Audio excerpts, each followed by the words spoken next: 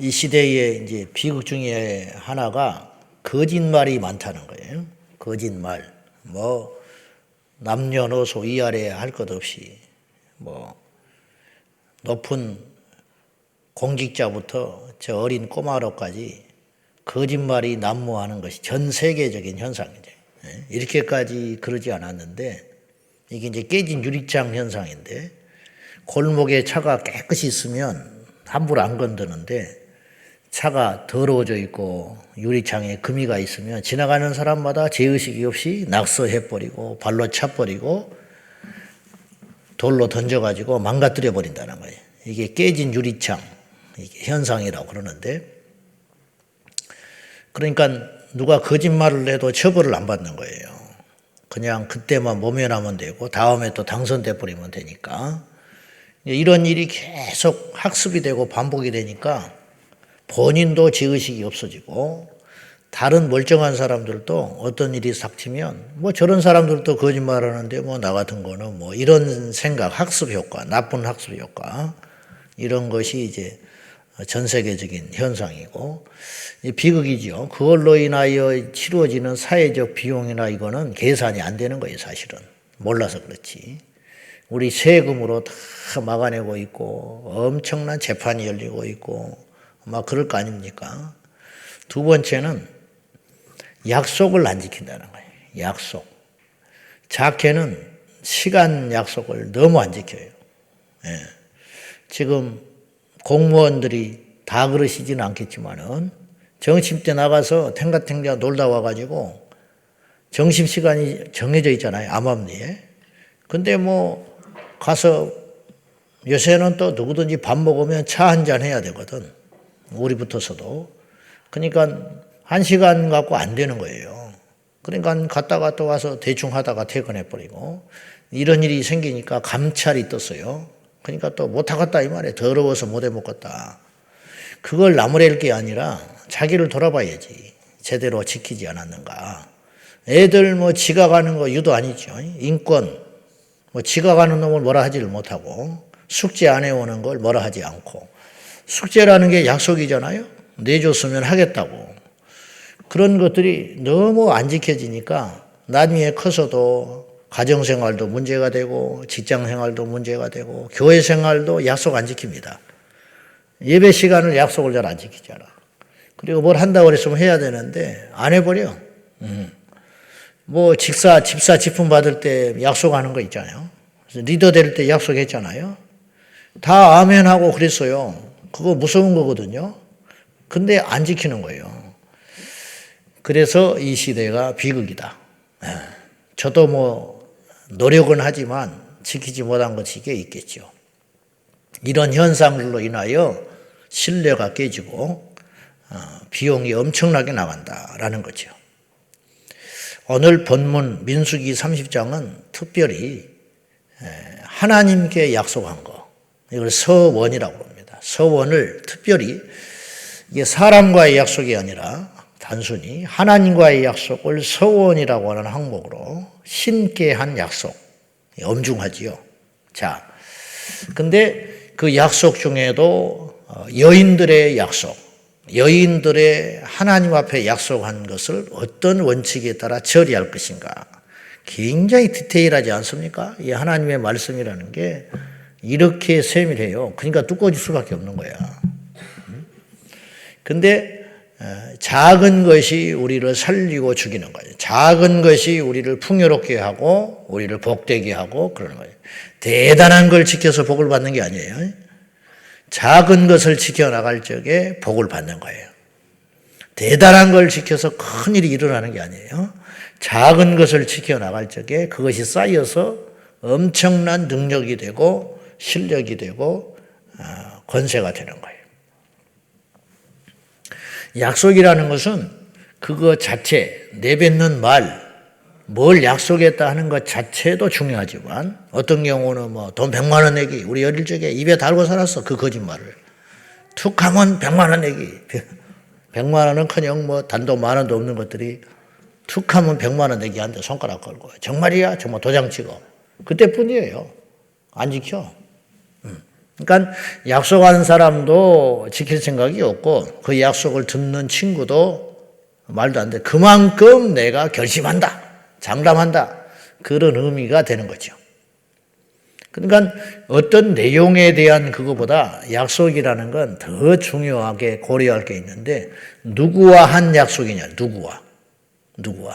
친구하고 뭔 약속하면서 그거 아니면 내가 오늘부터 네 자식이야 이렇게 하잖아요. 술 먹으면서 막 그럴 수 있잖아요. 내가 오늘부터 네 자식이야. 그 다음날 만나면 아버지 그럽니까? 그건 그만큼 내가 자신이 있다 그런 소리죠. 근데 왕을 만나가지고 백성이 신하가 종이 주인에게 뭐뭐 하면 내가 이제부터 당신의 그것이 아니라면 아들입니다. 그래서 그럼 그 다음날 만나면 어떻게 해요? 그건 심각한 문제예요.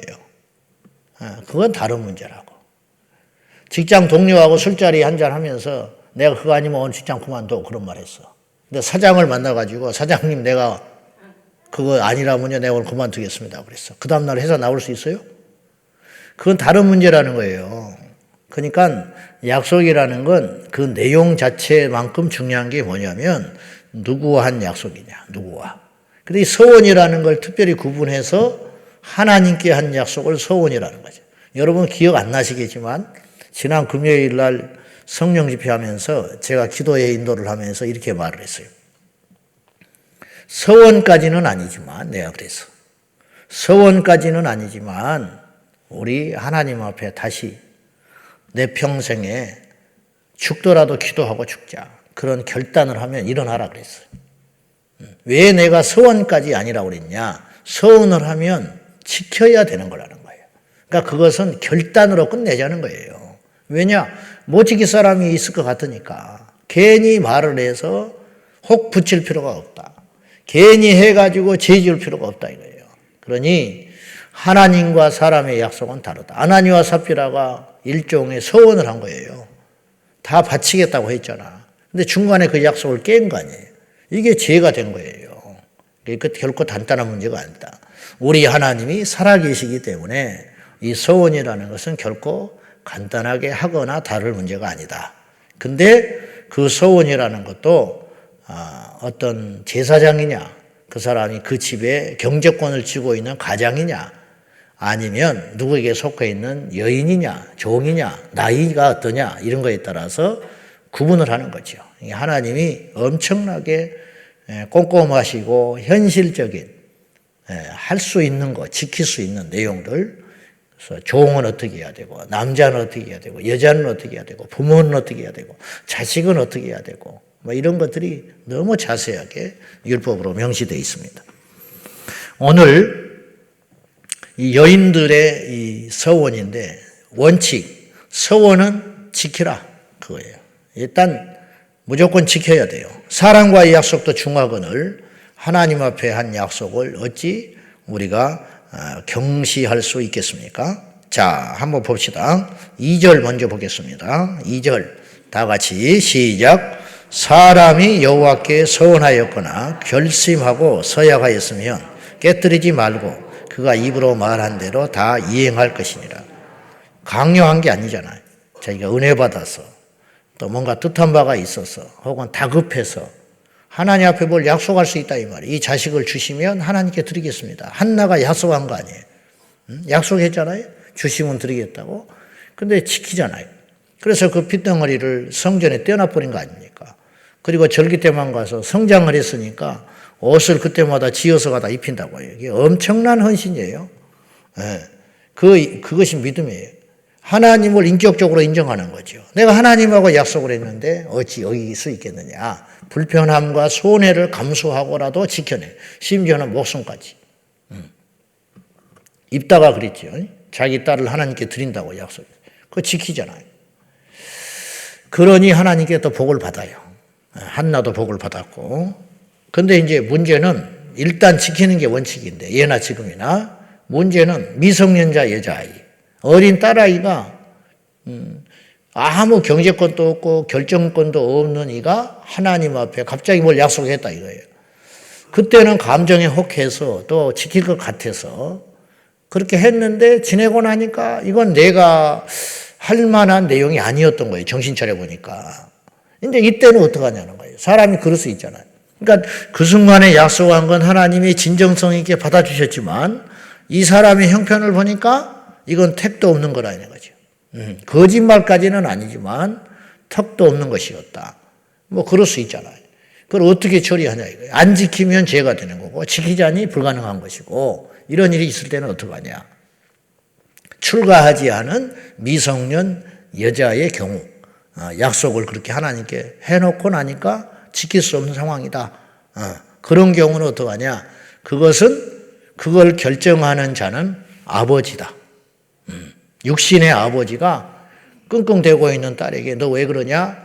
내가 여차여차해서 그랬어요. 그래 하나님이 네 마음에 그렇게 주님을 사랑하고 뭔가를 드리고 싶고 뭘 하고 싶어서 하긴 했겠지만 나는 평생 결혼하지 않겠습니다. 하나님께 약속했어요. 미성년 여자아이가. 근데 아버지가 볼 때 너는 혼자 살 만한 능력이 안 돼. 그 의미 없다. 그렇게 했을 경우 그것은 그 고스란히 그 약속과 짐은 아버지에게로 온 거다 이 말이에요. 근데 그 말을 듣고 아버지가 그래 참 너 기특하다. 그래 인생이 뭐가 있겠냐. 세상에 있어봤자 그렇고 네 생애를 하나님께 바치거라. 그러면 그것은 지킬 수 있는 것이지만 아니야 너는 안 돼. 그냥 평범하게 열심히 살면서 좋은 남자 만나서 가정을 이루고 하나님의 영광을 위해서 하는 것 그리고 네 자식 잘 키우는 것도 그것이 더 하나님께 의미 있고 가치 있는 일이라고 봐 나는. 그러면 그 약속은 무효가 되는 것이다 이 말이에요. 그건 죄가 아니라 이 말이에요. 근데 아버지도 그렇게 하라 하고 본인도 그렇게 약속을 했음에도 불구하고 지키지 않는 건 다른 문제라는 거죠. 그리고 나서 또 하나 경우 자 10절 봐요. 10절 자 9절과 10절 봅시다. 시작. 과부나 이혼당한 여자의 소원이나 그가 결심한 모든 서약은 지킬 것이니라. 부녀가 혹시 그의 남편의 집에서 서원을 하였다든지 결심하고 서약을 하였다 하자. 이게 뭐냐. 홀로 된 여인 그러니까 가장이 된 거지요. 그런 사람은 예외가 없어요.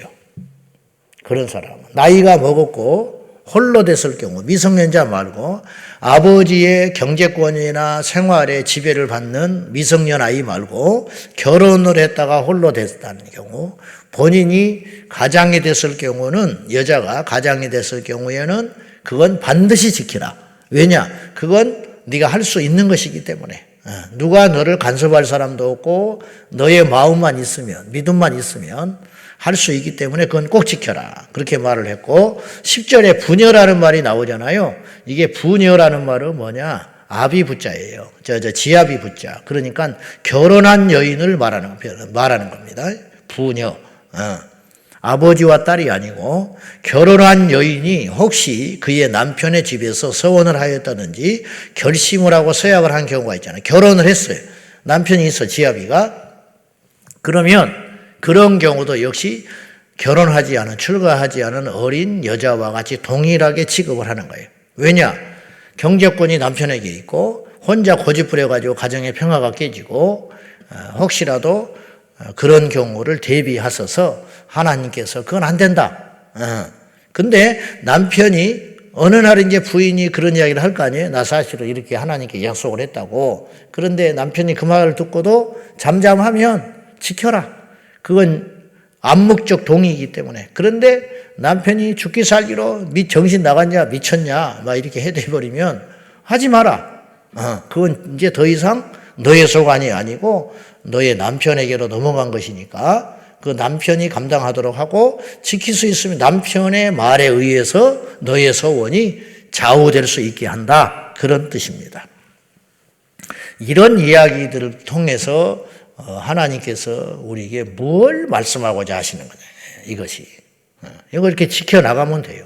오늘날은 신약이니까 상관이 없는가. 이게 정신이 뭐냐면 결국은 주님께서 이 말씀을 통하여 하시려고 하는 거면 이건 굉장히 합리적인 거예요. 합리적인 거. 첫째, 하나님과의 약속은 사람과의 약속보다 훨씬 더 엄중하다는 거예요. 꼭 지키라. 꼭 지켜라. 함부로 약속에서 죄를 범하지 말아라. 저도 그렇고 여러분도 그렇고 어느 날 확 은혜가 임해가지고 혹은 그냥 즉흥적으로 지금 우리가 기억이 날 수도 있고 안 날 수도 있는데 하나님 앞에 그런 일이 있으면 한 번은 정리를 할 필요가 있습니다. 하나님 앞에 철저히 회개하고 하나님 앞에 가기 전에 기억나게 해주시라고 기도를 하고 기억이 나거든 지키는 것이 옳고 그때와 지금 상황이 그렇고 그때 내가 너무 철이 없어서 또 뭐 터무니없는 그런 서원을 했다면 하나님 앞에 한 번은 회개하고 정리할 필요가 있습니다. 그렇게 하므로 정리를 하고요. 근데 이제 우리 현대 교회 안에서 종종 일어나는 일들이 믿지 않는 남편과 같이 사는 이제 여자 성도님들이 하나님 앞에 약속을 먼저 하고 이걸 이루지도 못하고 저러지도 못하고 그런 경우가 있다. 그건 여기에 원칙에 해당이 될 수 있어요. 남편이 믿지 않는다고 해서 무시하고 내가 하나님 앞에 뭐 건축원금을 약속을 했다. 근데 혼자 약속을 해놓고 끙끙대고 지키지 못하고 그렇게 하는 것은 그건 옳지 않다는 거예요. 그러므로 여러분들이 특별히 어떤 작정을 헌금을 할 날이 있을지 모르겠고 뭐 특별한 마음이 있어서 약속을 할 때는 남편이 믿지 않는다고 해서 무시해서는 안 되고 기도하면서 그 허락과 동의하에 하는 것이 옳습니다. 특별히 그렇고 믿는 자라고 하면 말할 것도 없고요. 서로 기도하면서 동의하고 여보 내가 사실은 이런 마음이 자꾸 일어나는데 이게 하나님이 주신 마음인지 어쩐지 모르겠지만 당신 생각은 어떻습니까? 그럼 기도해보자. 이렇게 나오면서 서로 기도를 하면서 맞춰가는 것이 옳지 뭐냐 마음대로 제멋대로 일 저질러 놓고 나중에 믿음이 있니 없니 너는 뭐 어떻게 됐니 이렇게 해가지고 가정에 불화를 일으키고 이런 일이 결코 일어나서는 안 된다 그런 말이죠. 믿는다고 해서 안 믿는 남편을 향하여 무례히 행한다든지 무시한다든지 가족 간의 관계 속에서 지혜롭지 못하게 처신을 해가지고 너는 나를 모른다 네가 뭘 알겠냐 심지어는 막 마귀치북으로 몰아채우고 그래가지고 가족 구원을 언제 이루냐는 거예요. 절대 그래서는 안 된다. 신약에 넘어오면 믿지 않는 남편에게도 최선을 다하고 복종할 것을 성경은 요구하고 있어요. 왜냐? 혹시 그가 구원을 받을 줄 어찌 아냐 그래요. 혹시라는 말을 붙였어요. 그렇다고 해서 다 구원받는 건 아니겠지만 그거는 그 사람의 구원을 위해서 이렇게 합리적으로 하거라 그렇게 권면하거든요.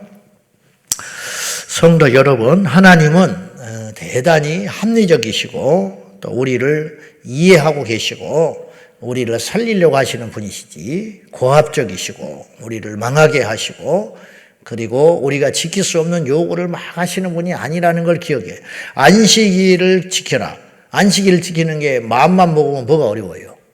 일주일에 하루를 하나님께 드리는 게 왜 어렵습니까? 십계명을 보십시오. 우리 냉정하게 따져봅시다. 지키지 못할 게 뭐가 있어? 안식일을 지키고 도둑질하지 말고 살인하지 않고 하나님만 조금만 사랑하면 할 수 있어요. 여러분 주의를 지키는 게 뭐가 어렵습니까? 물론 병원에서 근무하고 이렇게 나라에 중체대한 일을 한다면 예외일 수 있지만은 우리가 일반 직장 생활이나 자영업을 하면서 왜 그걸 못 지킵니까?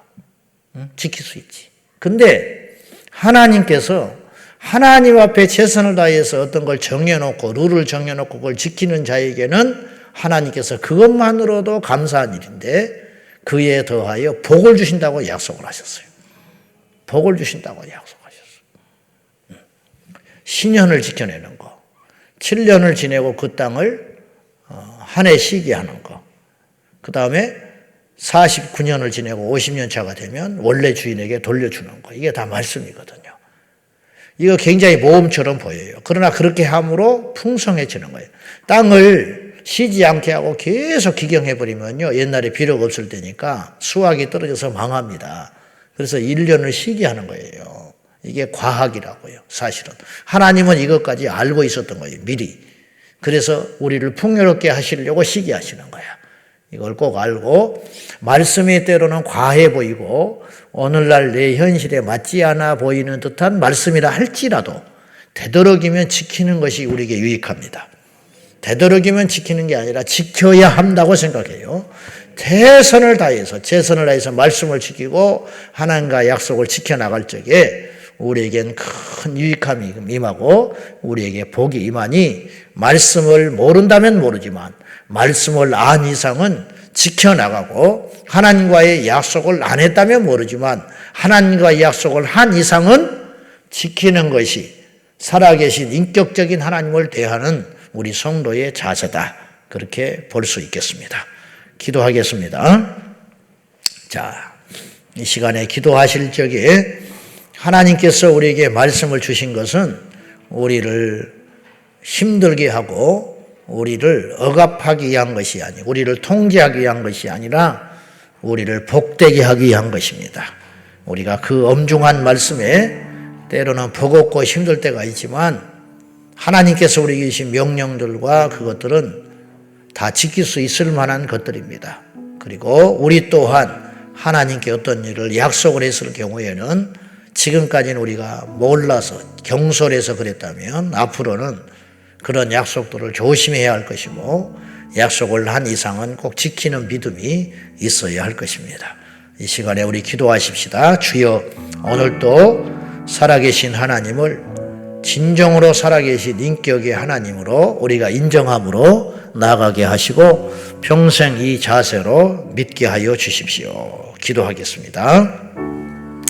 살아계신 하나님 아버지, 우리의 입술로 버릇처럼 하나님은 살아계시다고, 하나님은 모든 것을 알고 계시는 전지전능하신 하나님이라고 입버릇처럼 말을 합니다.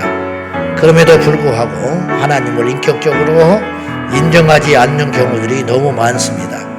사람과의 약속도 중하거늘 하나님과의 약속은 얼마나 중하겠습니까? 주여, 이 아침에 기억나게 하시고 지키지 못했던 약속들은 다 회개함으로 정리하게 하시고 하나님 앞에 남은 여생 하나님 앞에 인격적으로 주님을 엄중하게 생각하고 주님과의 약속을 귀히 여기며 그 약속을 지켜내는 저희들이 되게 하여 주셔서 경솔한 약속으로 죄를 짓는 일이 없도록 하나님 우리 모두에게 명철과 지혜와 믿음을 허락하여 주옵소서.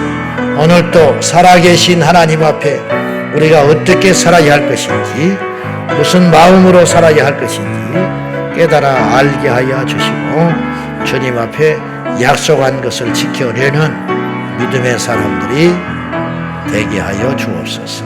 주여 믿습니다.